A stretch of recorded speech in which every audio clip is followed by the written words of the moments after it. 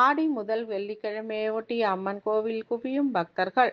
51 சக்தி பீடங்களில் ஒன்றான ஒட்டியான பீடம் 5வது சக்தி பீடம் பெரிய காஞ்சிபுரம் ஆதி காமாட்சி அம்மன் கோவிலில் 24வது ஆண்டு ஆடி திருவிழாவையொட்டி 108 பால்குட ஊர்வலம் நடந்தது.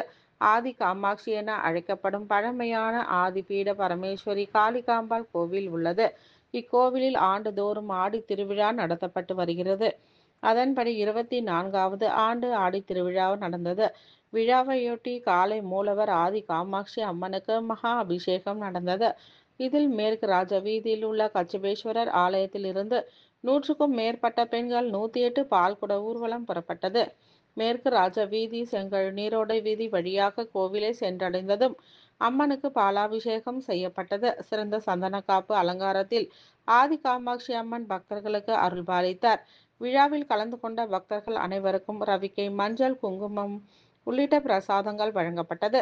செயல் அலுவலர் பூவழகி, ஓரிக்கை விஸ்வகர்மா சமுதாயத்தினர், அறங்காவலர் மற்றும் நிர்வாக குழுவினர் பக்தர்களுடன் இணைந்து சிறப்பாக செய்திருந்தனர்.